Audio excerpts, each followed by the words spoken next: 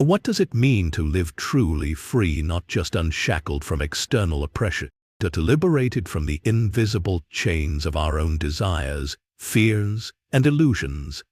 Here at True Freedom, we invite you to step into a journey through the shadowed brilliance of Epicurus, a philosopher whose name has been muddied by centuries of misunderstanding, yet whose wisdom offers a serene and radical path to fulfillment. Far from the gluttonous hedonist of popular lore, Epicurus emerges as a sage who faced life's stark truth, mortality, suffering, the restless tide of human longing with a clarity that reverberates across time, touching even the fiery soul of Friedrich Nietzsche. This exploration uncovers a philosophy not of reckless indulgence, but of deliberate restraint, not of fleeting excess, but of ease and joy rooted in simplicity, nature, and the company of friends. At True Freedom, we peel away layers of distortion to reveal Epicurus's authentic legacy, a life of quiet victory over unnecessary pain, the retreat from the clamor of power and politics, and a fearless embrace of our finite existence. Born in the twilight of Greece's golden age, his ideas ripple forward to challenge and inspire Nietzsche, a thinker who both admired and sparred with this garden philosopher. Why does Epicurus matter now? In an age drowning in the pursuit of more wealth, more prestige, more noise, his voice offers a timeless remedy. Less can be the gateway to everything. Through this lens, we'll traverse his austere yet vibrant vision, his unexpected kinship with Nietzsche's existential daring, and the profound lessons they hold for our own quest for freedom. This is no sterile lecture, but a living conversation. So Epicurus says, are we chasing pleasures that wound us more than they heal? Nietzsche presses further. Can we affirm life's pain as joys? Together, they weave a dialogue that speaks to the modern spirit, disenchanted yet searching, conscious at both. Join us at True Freedom as we uncover how Epicurus's secluded garden and Nietzsche's rugged peaks converge to light the way toward a life well lived. Let's embark on this Odyssey, a tale of reason, resilience, and the courage to find peace amid the storms of existence. Epicurus enters the annals of thought not as the indulgent figure we've been taught to imagine, but as a beacon of sober insight, being who pierced through the mirage of excess to uncover the essence of human flourishing. Born in 341 BC on the island of Samos, he lived until 270 BC, a witness to a Greece reshaped by the materialist currents of Democritus and the towering legacies of Socrates and Plato. Yet, he forged a path apart, rejecting the metaphysical consolations of Plato's eternal forms or the soul's immortality. To Epicurus, reality was tangible matter in motion, governed by laws discernible through reason and the senses.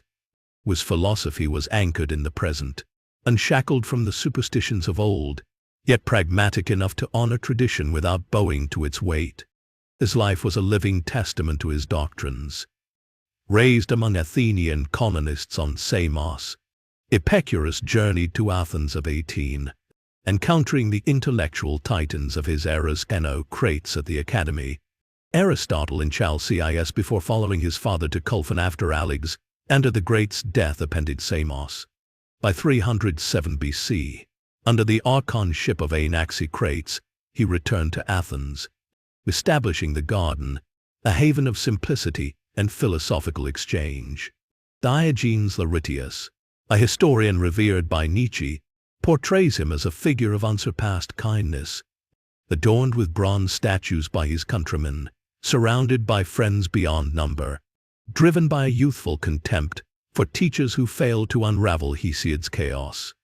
From the age of 14, he declared, philosophy became his pursuit, a flame, perhaps kindled by Democritus's treatises, which drew him from the mundane craft of grammar into the abyss of existence. At the core of Epicurus's thought lies a radiant truth. Happiness is not the accumulation of pleasures, but the eradication of unnecessary suffering. He observed that many of the desires we chase, riches, renown, sensual abandon, promise ecstasy yet deliver anguish, like sirens luring sailors to jagged rocks. Reason, he insisted, must be our compass, an empirical tool to distinguish true joys from deceptive traps. Far from the hedonist of myth, he championed sufficiency over excess. A humble meal of bread and water, the whisper of wind through trees, the warmth of companionship, these were the treasures of a life well lived. To pursue more, he cautioned, was to court distress, for extravagance breeds reliance, and reliance undermines liberty. This austere ethos aligns him with Eastern luminaries Buddha, Lao-tzu, Shugenzi, while retaining a distinctly Greek rigor. Like Buddha, he grappled with suffering directly, not to escape it through ascetic renunciation, but to temper it through comprehension. Death, he proclaimed with striking lucidity, is no cause for dread. What has been dissolved has no sense experience, and what has no sense experience is nothing for us. Before birth, we existed not. After death, we return to that same void. Why fear a state we've already inhabited without harm? This unflinching confrontation with mortality liberates us from existential dread, allowing us to relish life's stringent blessings. The garden was more than a sanctuary, it was a bold renunciation of the marketplace's tumult, its politics, its rivalries, its suffocating chorus of opinion. Epicurus viewed the polis as a furnace of conflict, where the quest for power and wealth ensnared men in endless cycles of injustice and anxiety. A step away was not weakness, but wisdom, not solitude, but a fellowship with those who shared his vision. Diogenes Laertius describes their modest existence: water, diluted wine, an occasional indulgence of cheese, yet their contentment was profound. They rejected communal ownership, not from suspicion, but to safeguard the purity of friendship, free from the hierarchies that possessions impose. His maxims, preserved in fragments, distill this philosophy into aphorisms of piercing clarity. The removal of all feeling of pain is the limit of the magnitude of pleasures, he wrote, framing pleasure not as a surge of delight, but as the absence of distress. Pain caps joy, dispel it, and serenity prevails. Yet, this serenity requires virtue. It is impossible to live pleasantly without living prudently, honorably, and justly. The unjust, shadowed by foes or remorse, cannot rest easy, their pleasures sour into paranoia. Prudence, then, is the bedrock, surpassing even philosophy itself, guiding us through life's tempests to a harbor of calm. Epicurus's life embodied this creed. He died at 71, felled by kidney stones after a fortnight of agony, yet his final act was one of grace. Entering a bronze tub of warm water, he called for unmixed wine not as a tonic, but to dull the pain, and urged his friends to remember his teachings before slipping away. This was no contradiction of his asceticism. In daily life, he preferred bread and water, a simplicity that mirrored Nietzsche's own abstemious habits: water alone, with milk as a rare treat. Both men, in their restraint, found a deeper indulgence, the freedom of needing little. Nietzsche, gazing back across millennia, met Epicurus with a blend of awe and contention. In Human, All Too Human aphorism 275, he praised him as one of the greatest men, inventor of a heroic idyllic way to philosophize. The seclusion, the small circle of friends, the withdrawal from politics, these resonated with Nietzsche, who saw echoes of his own anti-political temperament. Both men sought refuge beyond the flies of the marketplace, as Nietzsche termed the masses in Thus Spoke Zarathustra, craving a space where reason could flourish untainted by public clamor. Yet, Nietzsche's reverence was laced with critique. Epicurus ranks among his most mentioned Greeks behind Socrates, Plato, and Heraclitus, yet often as a counterpoint. In the Gay Science section 45, he casts him as a chronic sufferer who crafted a moderation of voluptuousness, a happiness glimpsed in a tranquil sea under sunlight. This tenderness moved Nietzsche, himself a martyr to migraines, who forged meaning from pain. But where Epicurus sought calm, Nietzsche embraced conflict. In Beyond Good and Evil section 7, he probes a darker vein, hinting at rage and ambitious envy beneath Epicurus's serenity, a bitterness toward Plato's grandeur, veiled as scorn for actors and flatterers of Dionysius. This rift reveals a profound divide. Epicurus crowned pleasure as the ultimate good, pain its limiter. Nietzsche saw pain as a forge, a multiplier of greatness. In The Gay Science, section 12, he ponders whether pleasure and pain are so entwined that minimizing one dims the other, while maximizing one demands both.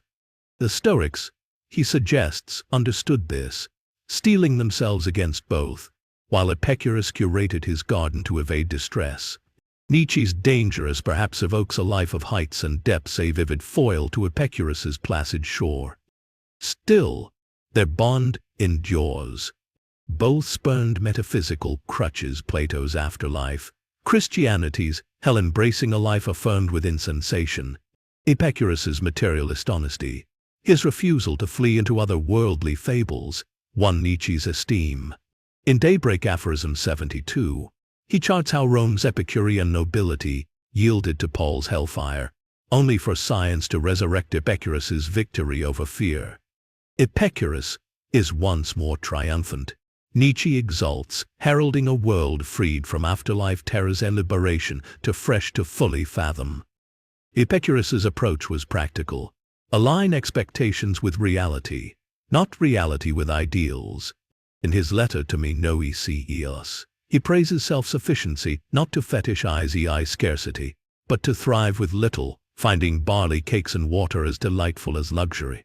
This reframing of desire, viewing vice as future pain, parallels Nietzsche's call to master one's instincts, though Nietzsche aimed for self-overcoming, not mere satisfaction. Epicurus's wise man neither rejects life nor fears death, cherishing the pleasant over the prolonged day, distant echo of Nietzsche's eternal recurrence, where one joy redeems all. Their anti-political stance unites them further. Epicurus's retreat was a rejection of power's burdens. Nietzsche's contempt for the marketplace mirrored this, though his vision soared to a solitary creator. In The Gay Science, section 306, he contrasts the Epicureans' delicate curation with the Stoics' indifference, suggesting the former suits thinkers guarding their fine sensibility. Yet he questions, can such a life weather fate's gales? The Stoic swallows scorpions, the Epicurean tends his garden. Nietzsche, ever the rider of fiery steeds, admired both, but leaned toward a freedom wrought in struggle. To delve deeper, consider Epicurus's historical moment.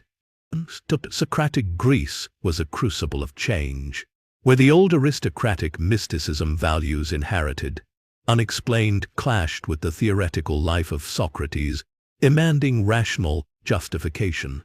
Epicurus arrived after this shift, inheriting a materialist legacy from Democritus, whose atomic vision sought to explain all motion with minimal principles. Unlike Plato, who sculpted ideals to reshape the world, Epicurus adjusted his lens to fit reality, crafting a moral framework from matter's dance. His was a philosophy of immanence, not transcendence, a stance Nietzsche respected, even as he pushed beyond it. Epicurus's garden was a microcosm of this vision.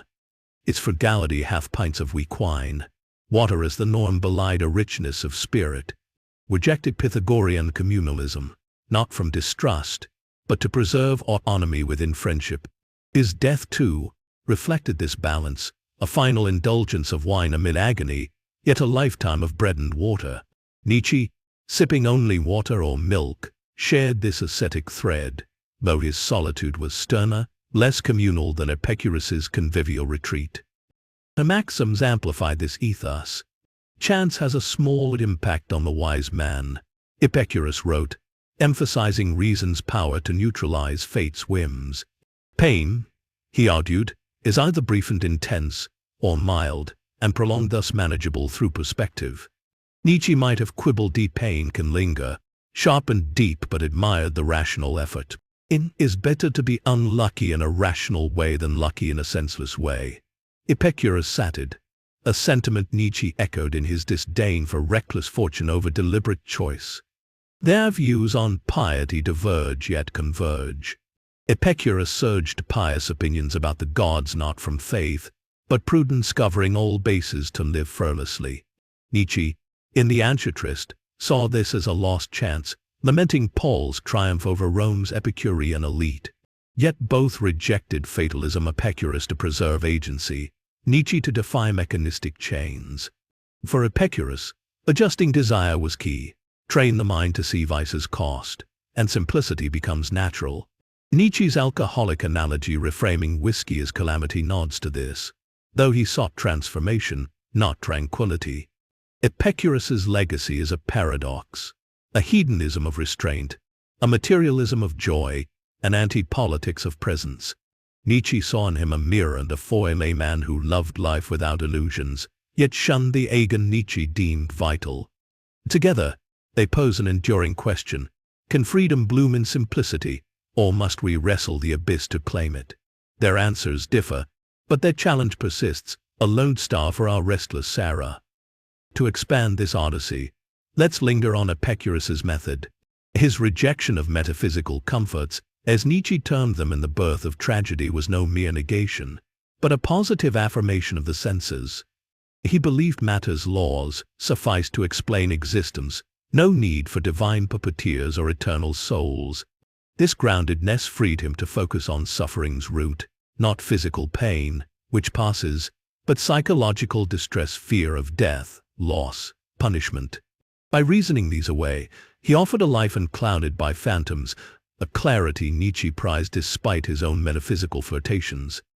The garden's anti-political bent merits deeper reflection. Epicurus saw politics as a vortex of vice. Ambition breeds enemies. Power invites betrayal. Withdrawal was strategic. Minimize harm to self and others. Maximize peace. Nietzsche, too, shunned the political fray, addressing posthumous ages rather than his day's squabbles. Yet where Epicurus sought equilibrium, Nietzsche envisioned a creator unbound by society's norms, a solitary peak versus a communal grove. Their views on friendship further distinguish them. Epicurus deemed it the greatest possession for happiness human, all to human, aphorism 192, a bulwark against isolation. Nietzsche, while valuing Epicurus's little garden, some figs, a piece of cheese, plus 3 or 4 good friends, craved a sterner solitude, free from even friendly influence. For him, the free spirit grew strongest alone, and swayed by others, will saw contrast to Epicurus's sociable retreat. Nietzsche's critique, in Beyond Good and Evil, sharpens this tension. Calling Plato Dionysiacal actor, flatterer, Epicurus betrayed a rancor Nietzsche psychologized as envy, a quiet man's jab at a Titan stage. Yet Nietzsche's own project, Unmasking Philosophers, jibes mirrors Epicurus's pragmatism. Both saw truth as secondary to living well. Epicurus prioritized pleasure. Nietzsche, power over self. The methods aligned, their ends diverged. The Gay Science, section 17, Nietzsche subtly critiques this pragmatism. The wise gardener who reframes poverty as necessity enchants his world, but is it rational or a mask for weakness? Epicurus's choice of the quiet life, Nietzsche hints, may reflect not strength, but an inability to vie in the agonal life suited to one unequipped for the power struggle. Yet he concedes its allure for thinkers, a refuge for delicate minds. Epicurus's triumph, then, is bittersweet. In Daybreak, Nietzsche mourns Rome's lost Epicurean moment, and unbind Christianity's hell, only to herald science's revival of his fearless stance. This indescribable blessing frees us from afterlife dread, a victory Nietzsche ties to modernity's caution. The Gay Science, section why we seem to be Epicureans. We, like Epicurus, tighten the reins on our fiery steeds, discerning philosophical pleasures with reserve, a modern echo of his moderation. To flesh this out, consider Epicurus's influence. His materialist ethics, pleasure as pain's absence, prefigure Schopenhauer's pessimism, yet invert it with optimism. Where Schopenhauer saw life as suffering to escape, Epicurus saw it as a canvas to refine. Nietzsche, rejecting both, forged a third way, life as a crucible to affirm. Epicurus's simplicity, bread, water, friends, contrasts Nietzsche's peaks, yet both shun the marketplace's hollow prizes. A shared disdain for idealism binds them.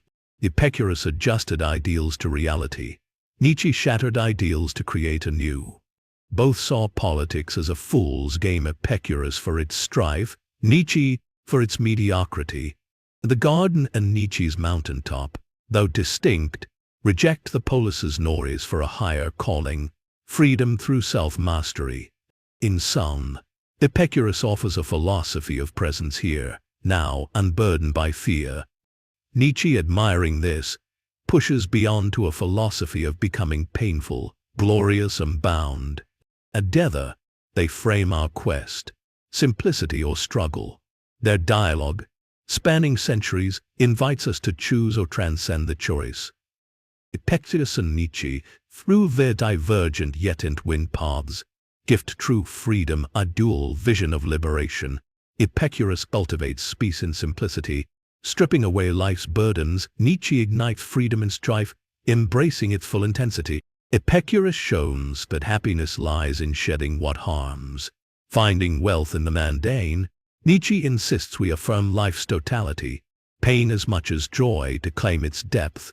Their convergence reveals freedom's essence, a deliberate life, unbound by illusion or fear, whether in a garden's calm or a summit's storm.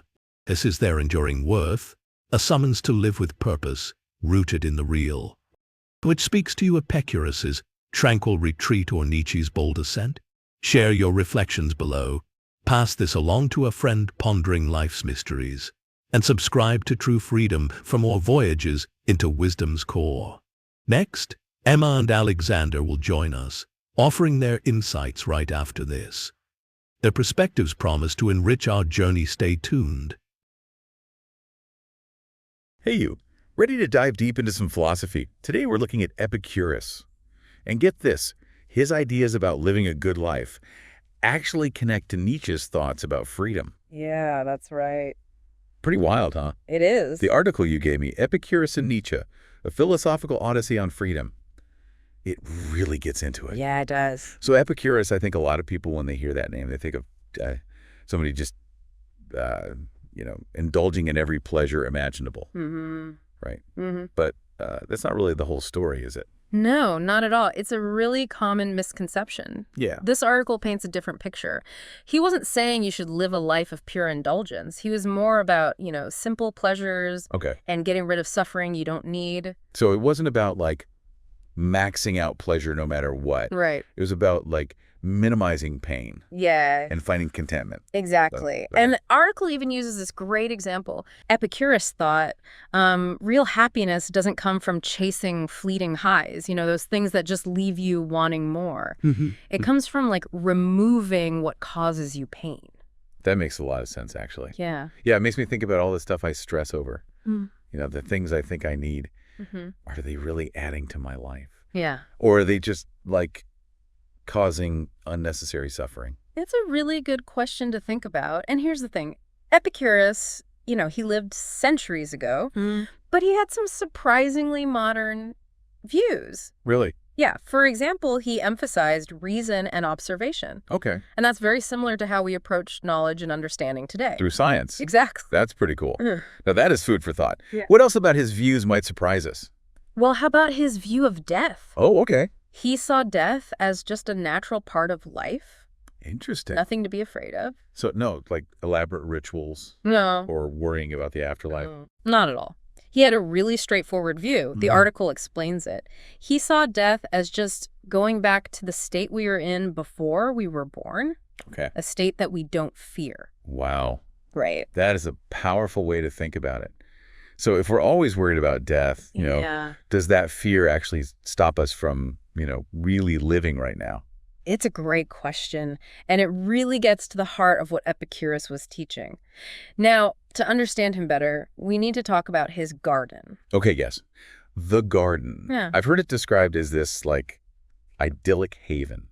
So paint me a picture. Okay. What was life actually like there? Well, according to the article, it was a place where people lived simply. Okay. And had discussions about intellectual things. Okay. It was outside the city, away from all the Athenian politics. On purpose. Yeah, it was deliberate, a real retreat from the chaos of the city. That reminds me of Nietzsche.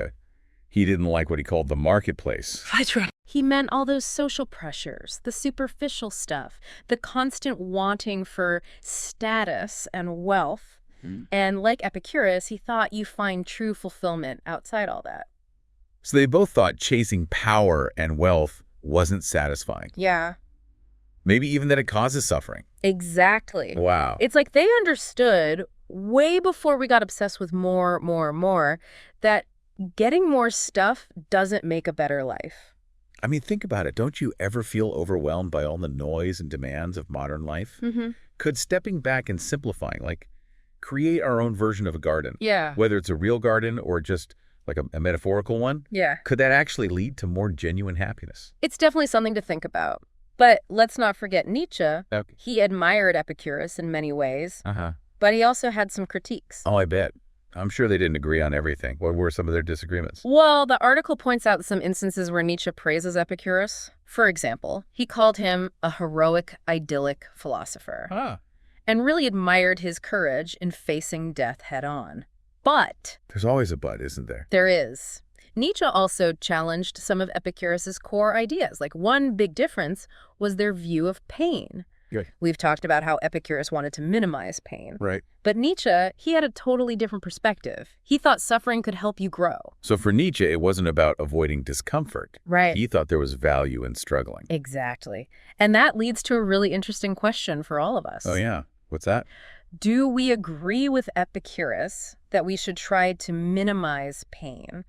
Or is there something to Nietzsche's idea that pain can make you stronger, more resilient? It's almost like they're presenting us with two different paths to freedom, wouldn't you say? Yeah, that's a great way to put it. It's amazing how these two guys, separated by so much time, has such different, Yeah. but both really compelling views Right. on how to be free. Which one speaks to you more? Are you more about that peaceful garden of Epicurus? Or like the fiery challenge of Nietzsche's way? Or maybe you're like me, Yeah. kind of in between. Yeah. It's such a personal question, Yeah. and there isn't one right answer. But that's what I love about looking into these philosophies. Yeah. They really make you figure out what freedom means to you personally.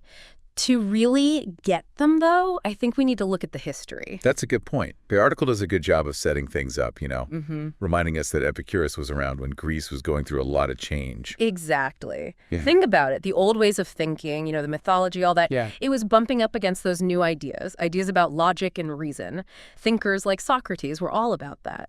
So Epicurus grew up in a world trying to figure out what knowledge was, truth, how to live a good life. So he was dealing with this like intellectual melting pot where nothing was certain anymore. Exactly. And unlike Plato, who was trying to make these perfect societies, Epicurus was more into understanding reality, how it actually was, through, observing and experiencing. He wasn't into metaphysics, abstract stuff. He focused on what was real, the world we can see and hear and touch. Makes sense. Since he was all about pleasure and pain. Exactly. Those are definitely things we experience physically. Right. And this whole rejecting otherworldly explanations, focusing on what we can figure out through reason, that really resonated with Nietzsche, even though he had his own complicated take on it. It's interesting how both these guys, they wanted to retreat from the chaos of the world. Yeah. In their own ways, but they were also products of that chaos. Exactly. Their ideas came from the turmoil of their times. Totally. And it just goes to show philosophy doesn't come from nowhere. It always comes from the problems and messes of the world it's born into. Okay, so speaking of retreats from the world, I'm really interested in this idea of Epicurus's garden. It wasn't just a place, right? It was like a community, a way of life. Yes. The source describes it as a community with shared values. They spent time on intellectual stuff. And a big thing, they lived really simply. So they weren't denying themselves pleasure, but they found happiness in the simple things. Right. They enjoyed stuff like, bread, water, a little cheese sometimes. Okay. It wasn't about not having things. It was about realizing that real pleasure doesn't need fancy stuff. And Nietzsche felt that way too. Oh, yeah. He lived pretty simply too. Yeah, he did. So both of them found a kind of freedom in not needing much. That's so different from how we are now. Yeah. Like now we're told we need more and more and more to be happy. It is a pretty strong challenge to that whole buy more stuff mentality, yeah. Yeah. And there's something else really interesting in the source about the garden. Oh, yeah. What's that? Epicurus, he didn't want people owning things together in the garden. Huh. Not because he didn't trust people, but because he thought it would mess up friendships. That's fascinating. So it was about, like, people being independent. Yeah. He thought real friendship needs freedom. Okay. Free from all the power struggles that come with sharing possessions. Yeah. I mean, think about it. How many fights are about money or stuff? Oh, that's true. Money and possessions can cause a lot of problems in relationships. Right. And this actually shows another difference between Epicurus and Nietzsche. Epicurus, he thought friendship was super important for happiness. Okay. Nietzsche, yeah, he liked being around people sometimes, but he thought being alone was more important. So they both wanted a retreat, but they had different ideas about being social. Exactly. And this difference, it shows like a basic tension in their thinking. Okay. Epicurus, he got strength from community. Nietzsche thought real strength came from inside yourself, making your own path, even if you're alone. And this tension, it's in other parts of their thinking, too. The source says Epicurus believed in reason, that it could help us through tough times. Yeah. But Nietzsche, he was more complicated about fate and chance. Exactly. Epicurus thought, you know, if we understand the world and use reason, we could avoid bad stuff happening. Nietzsche, he accepted that life is unpredictable. Right. He thought that was part of the challenge, part of the opportunity. So for Epicurus, it was about making things stable, keeping things calm. For Nietzsche, it was about going with the chaos, finding meaning in it. It's so interesting how these totally different views reflect their whole approach to life. It really is. Epicurus wanted a peaceful kind of happiness, a calm contentment. Nietzsche, he saw life as always changing, always pushing past limits, experiencing everything, the good and the bad. So which one are you drawn to? The serenity of Epicurus's garden or the adventure of like going through the wilderness, even if there are storms along the way? It's like we have these two different paths. Yeah. One is all about just accepting things and finding peace. And the other is about like facing those challenges head on. Right. It really makes you think, you know, what kind of freedom are you even looking for? It does. And the article even suggests maybe there's a third way, a way to bring those two together. Really? Combining those two approaches. Yeah. Can you really balance that peacefulness of Epicurus with like Nietzsche's love of the struggle? Maybe it's not about picking one or the other. Okay. Maybe it's about taking the best from both. I like that. And using them on our own journey. Imagine you could use Epicurus's ideas to find that inner peace, that contentment, but also have the courage, like Nietzsche, to face those challenges and push ourselves further. So instead of seeing their philosophies as like opposites, right, we could see them as working together. Exactly. They give us different tools for life. Yeah, it's all about realizing that different situations need different approaches. Sometimes, you know, it's best to just be calm and accept things, like Epicurus said. But other times, we need that push. To challenge ourselves, like Nietzsche said. That's a really powerful idea. It means we get to choose the right tools for us. Right. We don't have to stick to just one way of thinking. And it shows how relevant these philosophers still are today. Yeah. Their ideas still matter, even hundreds of years later, because they were dealing with big questions. Yeah. You know, what's a good life? How do we find meaning? Yeah. Especially when the world feels overwhelming. They give us a way to understand all that. They do. And a way to make choices that feel right. That's it. Exactly. So it's like they're giving us a map, you know, or a set of tools. Yeah. To help us find a life that's, you know, more fulfilling, more meaningful. That's beautiful. Yeah. It reminds us there's no one right way to live. Yeah. What worked for them might not work for us. It's all about finding what works for you. What feels right for you. What fits your own values and dreams. And that takes real honesty with ourselves, right? It does. Being willing to try things, to get out of our comfort zones, and to question what we think will make us happy. Exactly. It's an ongoing journey. Yeah. Not a finish line. And both Epicurus and Nietzsche, they encourage that journey. They remind us freedom isn't just given to us. Okay. We have to create it through our choices and actions. I feel like this deep dive has given me, and hopefully you two listening, a lot to think about. Me too. It's definitely given me new ways to think about living a good life, a life where I can decide what freedom means for me. I agree. And I hope everyone listening keeps exploring these ideas. Keep thinking about the questions Epicurus and Nietzsche raised, and keep looking for your own path to freedom. Because in the end, isn't that what matters? Finding our own way, our own good life. It is. And living it to the fullest. Absolutely. And who knows, maybe as we do that, we'll realize that serenity and struggle, accepting things and challenging them, they're not so different after all.